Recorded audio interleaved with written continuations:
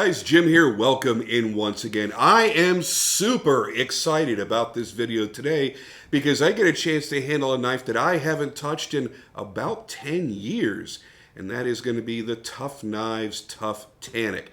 For those of you that don't know the story, you want to go back into my video catalog about 10 years and look at the video about Tanic number 3.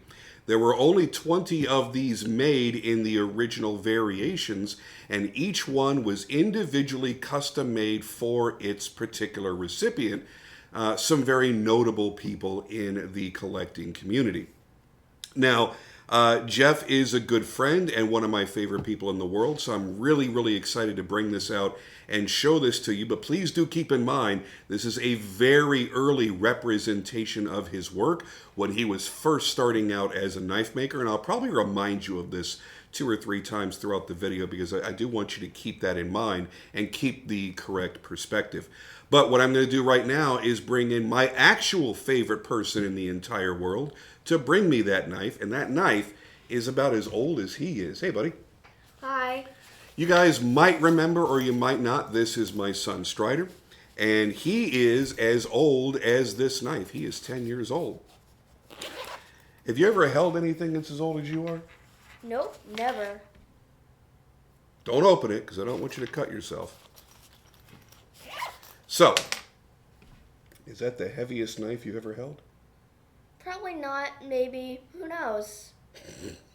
Who knows? All right, so this is the Tuff Tanic. This is Tuff Tanic number 6. This was actually made for Sebastian Berengi. You guys know who is a knife maker that owns Borka Blades and that has partnered with Tony Marfione at Microtech Knives. But Jeff was making knives before Sebastian. And they were all very close friends. They all lived in close proximity. And Sebastian spent a lot of time hanging out with Jeff. And as Jeff came up and he was moving from knife modifier to knife maker, he was doing it with 2 models. One that he called the Tuff 1 and this one, the Tuff Tanic. And the Tanic was really special. It was wild. It was different. It was a completely unique look in the industry. Nobody had really seen anything shaped like it. Nothing that really felt like it. And I gotta tell you, I remember having mine. I've had 2. I had Tanic number 3, and then a couple of years later, he made me the I think we called it the Warren Tanic. It was a Warncliffe version of the Tanic. And I remember the Warncliffe being very smooth and having great lockup, but I don't remember Tanic number 3 being as smooth as this. This is actually a lot nicer. This was sent in by a buddy of mine named Nicholas Piccolo. You may remember he did send in a knife earlier that I did a video on just about a month ago. And he has been very generous to send over some really cool items out of his collection for me to kind of play with and share with you guys. Things that most likely you will not have an opportunity to see otherwise. Like this. This is a one-of-a-kind. There is no other knife exactly like it. And this, again, was made a decade ago. Has not been made since. So this would be your only way of actually seeing this knife. And I am truly honored to have it sitting out here with me, just like I'm honored to have my boy out here with me. I don't get to bring him out on very many videos. And as you guys know, I don't really come out on video very often either. But this was a special occasion, and I'm really happy to have it here. So, without any further ado, let's get into a little bit of photography and then into the tabletop review of the knife and revisit what is really a bygone era. Knives like this really aren't made anymore, and we'll talk a little bit about that as well and what has changed in the industry and some of the shifts that we've seen between knife makers going into making mid-tech and production knives and licensing designs. And Jeff, by the way, has done all of that as well. And I want to show you the best I can, I think through pictures, the evolution that Jeff has gone through, because as cool as this knife was, It's rough around the edges. There's definitely room for improvement on a few areas of this knife. It doesn't take away from how cool it was. But when you see how refined and amazing his newer work is, I think you'll see that progression that 10 years ago I was speaking to and saying, boy, I can't wait to see what this guy does in 5 years or 10 years. Well, now that time has passed, and I think he has exceeded pretty much everybody's expectations, and he is an absolutely amazing knife maker. Thank you, buddy. I appreciate it. Love you. Love you. All right, let's get into the photography and into the tabletop review right about now.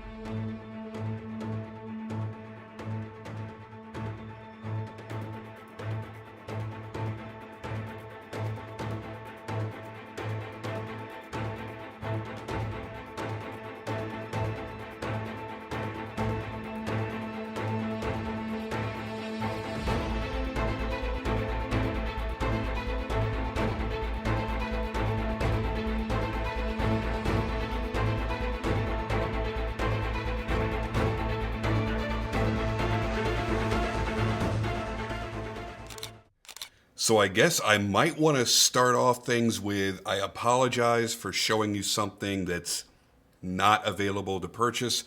This is, as I mentioned in the intro, basically a 10-year-old knife sitting here in front of me, and he does not continue to make these. There's no production version. So really what's on display here is less about the knife and more about the guy behind it and the incredible cool design that he came up with that really shaped who he is as a knife maker. Even though he has greatly evolved in the past 10 years, his skills, both with the fundamentals and the mechanics, all the way up into the fit and finish, are worlds better than what this represents. I still think this was a great knife, and it's a hell of a lot of fun to have here and to play with, and it reminds me of really a bygone era. And nobody really makes a knife like this anymore. Yes, it's going to feel rough around the edges, and I don't mean it's sharp on the edges of the frame or anything. I mean, just kind of, you could tell it is a handmade product from beginning to end. Nothing on his knives were CNC'd, no wire EDM, no water jetting, nothing like that. Everything was done by hand. I'm still amazed at that thunk when you hear the lockup of this monster. And if that's what's funny about this, to call it a monster, it looks really, really big, but you've got just under a 3.5-inch blade. From here to the tip, it's just under 3.5 inches. It's not a large knife, really, in any way, but it is a good full-size handle. It's very, very thick. He did a nice job contouring it, so it's thicker titanium that's obviously tapered toward the outer edges. This really reminds me of the heyday of my collecting when I was really just shotgunning everything out, and I was dealing with a million different makers and having a lot of custom knives made for me, spending way more money than I responsibly should have, and just experiencing what all these different flavors were from so many different makers, different kinds of knives, experimenting with my first frame locks and bolster locks and liner locks and button locks and trying out all these different things. And when Jeff decided to make the Tanic, the big thing for me, besides wanting to support somebody I consider to be a friend, was this crazy design, this ridiculous blade shape that makes almost no sense. Wasn't the most practical blade shape in the world, but it was good for, basic cutting tasks. It's not as straightforward as a drop point or a trailing point. or a Wharncliffe or a Sheep's Foot. It was something wildly unique, and it didn't need to make sense. It just needed to be cool. At least for me at the time, because like I said, I was experimenting with a lot of stuff.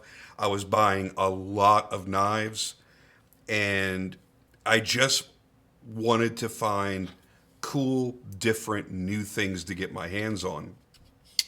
So, what I'm going to try to do at some point, I don't know at what point in the editing I'm going to do it, if I've already started doing it before this point or I'm going to start doing it soon, is I want to drop in little bits of the original review I did on mine on Tanic number 3, just to kind of give you an idea of just how wildly different each of those first 20 knives, how different they were from knife to knife, because they were all completely unique. We all had different ideas. The way that you purchased the original Tanic was when Jeff had made the announcement, hey, I'm going to go ahead and make the Tanics, and I'm going to kind of do a proof of concept. I'm going to make 20 of them. And once those 20 are done, then I'll go off and do a mid-tech version or a production version, and then everybody can get one. So he reached out to 20 of us. So it was an invite-only thing. And he says, hey, pick whatever configuration you want, whatever materials you want, whatever finishes you want, and I'll make it specifically to what you're looking for.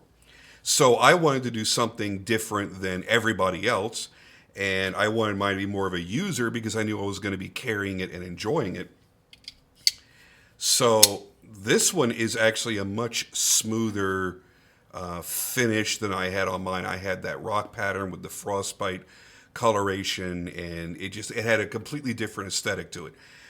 But when you put the Tanic in your hand, you feel the way the handle fits in your hand, both with the shape of the frame, the thickness of the frame, the contouring of the frame.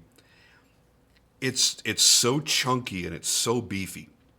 And this was the kind of knife that we were all buying from custom makers at that time. If you weren't buying from a really big name established maker like Bob Terzola or Michael Walker or Sal Monaro or somebody like that, and you were buying from a newer maker that was coming up at that time, this type of frame lock was a lot of what you saw them making. And while it feels very rudimentary compared to what we buy today, I still really have a great appreciation for the completely 100% handmade feel that this has, and the unique nature, not only in the overall design, but all the little things, like even this rock pattern backspacer. It's was his semi-floating as well? Yeah, so it's notched out and everything. Very, very cool. I don't believe that this was Timascus. I know some guys did Timascus. Yeah, this looks like Timascus. It looks like the ends, the edges right here is what I'm trying to say. For some reason I can't. And then he did like this rock pattern through it. Looks really, really good. It's held up well over time as well. And the backspacers, again, were another thing that made each of the different Tanics unique, because we all kind of had different ideas. And I think the most beautiful one was the one that I had on my Wharncliffe version. It was also Timascus, if I recall correctly. I'll have to see if I can dig up old pictures of it. And it was just gorgeous. It wasn't a rock pattern or anything. It was a flush fit, and it looked really, really good. Anyway, Jeff did a lot of hard work on these. I think if there was one thing to really critique, well, I'll save that for the TLDW. Let's go ahead and get into that. I've rambled long enough. TLDW, pros and the cons on the Tuff Tanic. Pros are its crazy tank-like design. It's beefy, it's heavy, it's crazy. Most people today looking for an EDC knife have a kind of a maximum weight that they're looking at. This would exceed that. A lot of people today would not carry this knife. It makes a Chavez 229 feel like almost nothing in comparison. So it was always the design that spoke to me the most.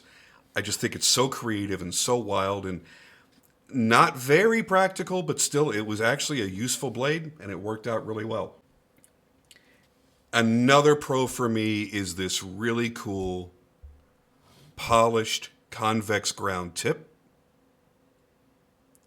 And again, if you look at the work that he does today, here you're seeing some of the coarser scratches from the much lower grit in the grind that wasn't completely smoothed out before he decided to go to the higher grits and then polishing it. So this is something that you would never see on one of his knives today. I don't look at it as an actual negative or a bad thing, because this is very representative not only of his skill level at the time, being one of the first knives that he made, but also this was not uncommon for even more established makers back in that time period. And I think he did a great job. He made it a useful knife, and it's a very thick convex, by the way. I don't remember what the blade stock thickness on this was, and I didn't bring my calipers up into my studio to double check, but it's pretty beefy. It's under 200 thou thick, but it's still pretty beefy. Maybe 186, could be pushing up to 190, but I don't think so. So to do this convex tip took a lot of work, and it's a very, very stout tip as well. Very, very nicely done. I always thought that was a cool feature that he did. And honestly, this was more or less a result of him still being a knife collector and a knife lover, not just a knife maker at the time. And this was something that, was it Horton? Yeah, Jeremy Horton did. He called it the platinum tip or something. He would create a very exaggerated convex tip, and he would polish his as well. So I believe Jeff took the influence from that and went, "Hey, I really, really like that," and they were buddies at the time, and I think that it influenced the way that he wanted to make his knives as well. And another thing I like is the rather unique lock bar cutout configuration, and I can't get to the other parts of it because of the very large pocket clip on here, but I had never seen anybody do a lock bar cutout in quite the same manner. Quite different, quite interesting. There's a lot of lock bar tension on this, and again, that's another thing that was indicative of the time. People that made very overbuilt frame locks tended to have very heavy pressure on the lock. And that's something that you don't see all that much today. They're usually much more refined. And again, and I have to keep mentioning this because if you're just tuning in and only seeing this video, I don't want you to think that this is the level of workmanship that Jeff is currently doing. Even though there's not really much to really knock on this knife, his work is so significantly more refined these days. Anyway, so let's move on to the cons. It's blocky, it's thick, it's unnecessarily thick and heavy and bulky, and it is a pocket hog. This takes up a lot of room in the pocket, both in its thickness and in its height. And you're probably going to want to break out a really good belt to wear because this is going to start pulling your pants down. This is a big, heavy girl right here, boy. This is the Lizzo of frame locks. And it's not the smoothest action. I believe this is still smoother than my Tanic number 3 was, from what I recall. You can still do a pretty decent gravity drop on it, just a couple of little shakes. But it's not like picking up something like this, where you just get it past the detent and it'll just kind of fall on its own. By the way, this is the level of action that Jeff is known for today. Very, very smooth, very slick. And he built up a great reputation. There was a time just a few years ago where the requests were so so massive. He had such a long list of people to get back to that he started making auction knives instead of just taking orders. He was still taking orders too. And we would make an auction knife, instead of it going for six, seven, $800, they would auction up, 1,200, 1,500, 2,000 and more, because that's the level that he had achieved, not only in the quality of the work, but again, his design, the eye that he has for design is crazy. And he always created something unique. There's very little repetition in his catalog, to be honest with you. He has a lot of different models he's made, and then he'll make a few versions of a model and then tweak something major, like change the entire blade shape or change something significant about that knife, where the first one doesn't look anything like the fifth one did or the 10th one did, even though it's the same model. So there was always a uniqueness to it, and I think that's a lot of what attracted people to his stuff as well. And the only other con is the fact that it's an irreplaceable knife. If Nick, the owner of this knife, were to damage it severely or lose it, he can't ever replace it. This was one and done, and that's it, period. And that's a big risk. Hey guys, sorry for the interruption, but I promise I will make this very, very brief. I want to thank those of you that have joined and become channel members. You are helping to support the channel and helping to continue the growth. And if you've been considering supporting the channel in any way, shape, or form, because I do not have channel sponsors, I don't shill anybody's products, I don't get paid for anything, I don't do affiliate links, so everything is completely self-funded. If you'd like to help out and watch the channel grow and get more great content coming your way, please do consider becoming a member. So you have that fear. As much as you love that thing, it's a big part of your hobby, is to enjoy and use the things that you have. There are some things that are irreparable or irreplaceable. And it makes you really worried to get the full enjoyment out of them, because if you do something dumb or do something by accident, that's it. All that knife is now is a memory. Poof, gone. That's it. Forever. That's kind of a shame. Now, I do want to take a second here as we move away from the TLDW. I do want to kind of pop up on the screen here a few screenshots from Jeff's Instagram account to show you some of the different work that he has done over the years, because I really want you to get a full understanding of how he has honed his skills over the years. Incredible work. Great materials, beautiful fit and finish, incredible action. Is he a perfect knife maker? Is every single knife coming out of his shop flawless in every possible way? No, but there are very, very, very few knife makers that could claim that anyway. And I think that he has an obsession with holes. He really likes holes. You'll see a lot in the pictures I'm popping up here. Whether it be a Spidey hole, which he would, have to pay to do the licensing to use the Spidey hole, and speed holes drilled into the frames and things like that. The dude really digs holes. But if you notice, each knife is so wildly unique. From its design to its execution to the finishes to even the materials that he chooses. One of the things that I love is when he takes a Spidey hole and then he puts a piece of bright orange, crazy G10 and lines that hole, that thumb hole. I think that's one of the coolest little things that he does. I really, really dig that.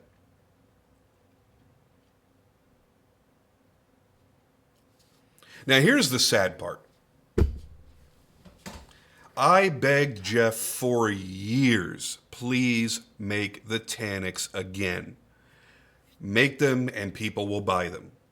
Well, a couple of years ago, around 2021, he decided to kind of reinvent the Tanic.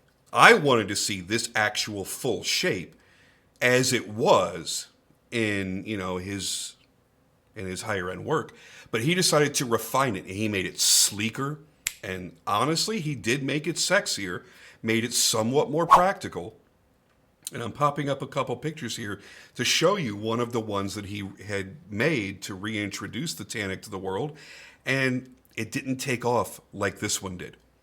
It didn't have that explosive splash in the industry that the originals did. We were excited, man. This was an exciting knife back then.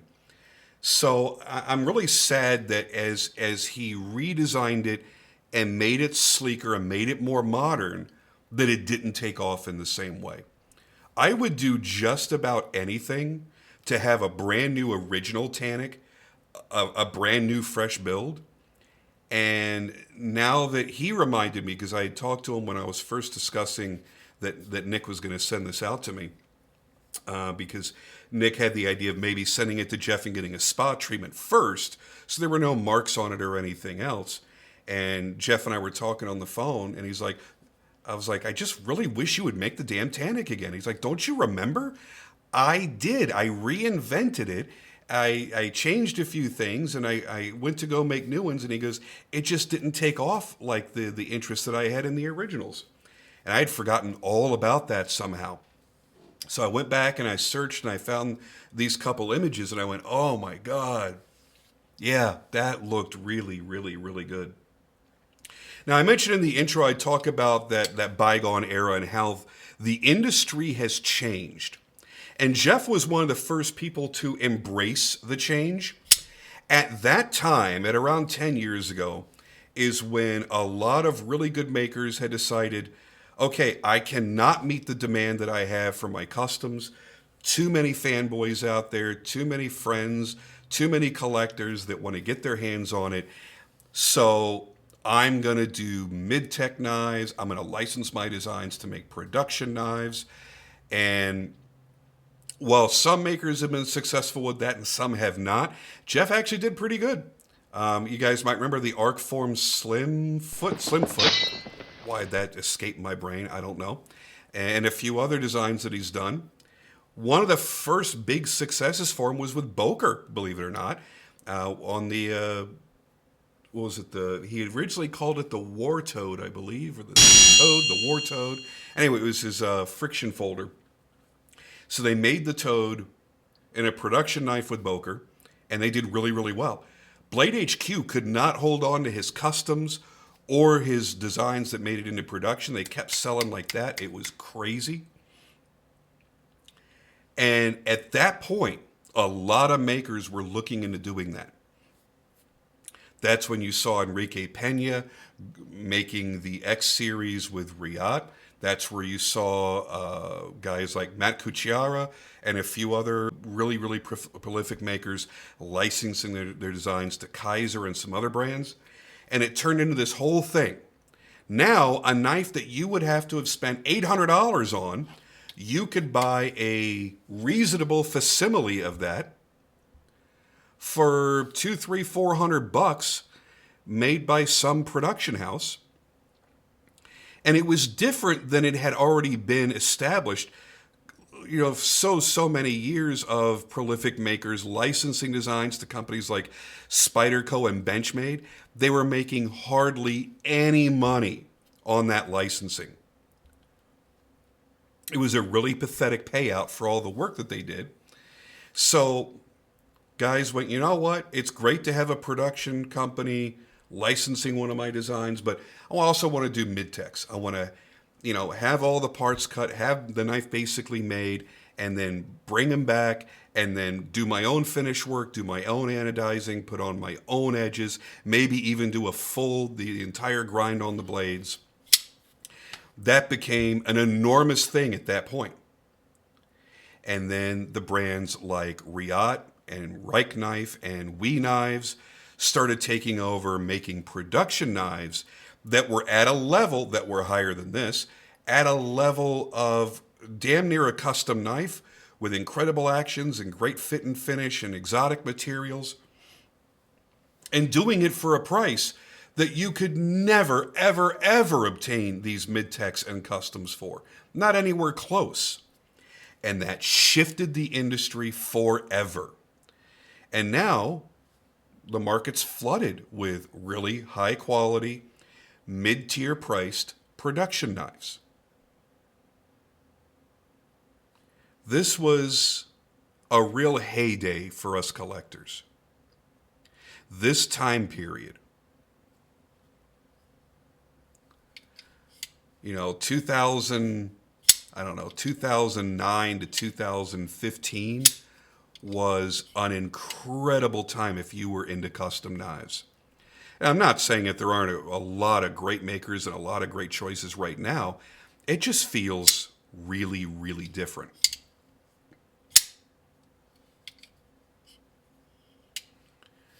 I remember coming out here with custom knives and having to tell you, yeah, this maker's books are closed. That maker's books are closed. You can never own one of these knives. This is merely for reference. You're not going to be able to get one. And the secondary market pricing would be 2 times, 3 times, 4 times what the maker's price was. And the scalping was ridiculous. And the people camping out overnight the night before a show opened at like Blade Show or the USN show or something, where they could buy a knife for $1,000 and turn around and flip it for 5, 6, 7,000 bucks. Those days aren't completely gone, but they're gone for the most part. And the excitement of completely wildly different designs like the Tanic, we don't really see much anymore. A lot of people are following the same kind of patterns. Right now, one of the big patterns is making methods of multiple deployment. So a fuller groove and a spidey hole and a flipper tab and a front flipper and all these things built into one knife. That's kind of one of the things that's happening right now that may pass, that we may not see happen a lot 10 years down the road. And right now, flipper-only knives aren't as popular.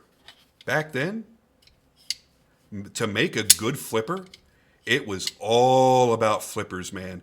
And getting that detent and those bearings and everything just right to have a really nice feeling action. And like I said, while this may not rival, here's a knife that's basically half the price of what that knife was when it was new. This now is worth tremendously more. But, the action on today's higher end production knives like this Brian Brown Jaeger M made by Riot, it's a different world, man. It's an entirely different feeling. But this is where stuff like this came from. I really wish there would have been a way for him to fill more of the frame with the blade. To see that tip coming further down toward the backspacer, I think it would have given it a better balanced look overall, because it really is a stubby blade compared to the handle. We didn't care because it was there's something. It's like looking at a rhinoceros or something. There was just something mean looking about how short and tall and beefy that blade was. That was rectified a little bit on my Wharncliffe version, because the Wharncliffe, because of the shape of the blade, helped it look like more of a better visual balance. That knife I miss a hell of a lot. When I was talking about the value of these knives a second ago, when something had come up, and I don't recall what it was at the time, where I had to sell my Tanic number 3. It ended up going to a dealer. A dealer is who ended up making me the offer that I accepted out of the people that were offering. And man, when I saw that thing go back up for resale, it was tremendously more than the original price of these.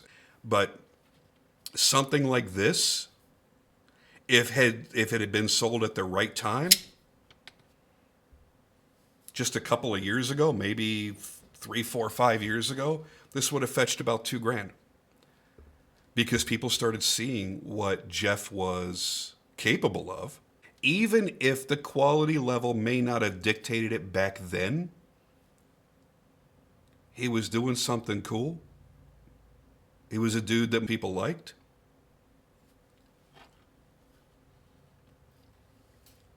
And like I said, he grew so quickly. He grew by leaps and bounds. One day you'd see him post something on social media and you're like, dude, where'd that come from? How does that look like a $3,000, GTC or something like that? His level of dedication just shot up overnight. I don't want to say that. That doesn't sound quite right. His level of workmanship rivaled his dedication because he was always working long hours and working hard, sketching out new designs. He was always dedicated. But all of a sudden, he just leveled up overnight. You're like, holy shit, that's incredible. And the prices started catching up to that. And the demand was always extreme. And I know I regret letting both of mine go. I was in a situation at the time, like I said, I don't remember exactly what was going on, but I needed to get out from under something. And it was part of multiple knives that I had sold. And I was surprised that it went for what it did. And then that retailer they did end up selling it. Don't remember exactly what they sold it for, but it was a pretty penny.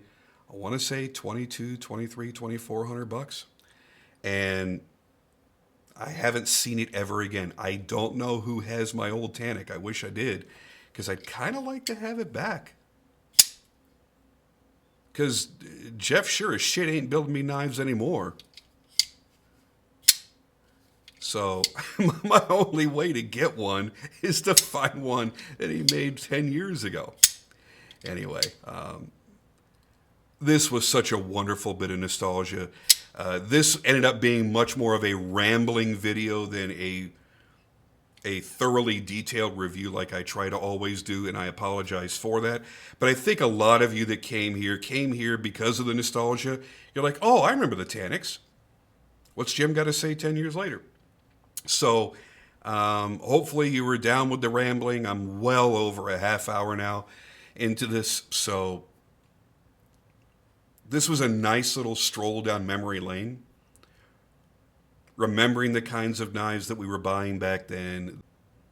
It's been very exciting for me to have this in my hands. Nick, thank you so much for sending it in, buddy. I really do appreciate it. This was a lot more than just doing a video for me. This was really about reliving a little bit of my past and thoroughly enjoying it. Really, truly, thoroughly enjoying it. This was cool. All right, with that, I'm out of here, guys. Thank you as always for joining me, and I'll see you on the next video.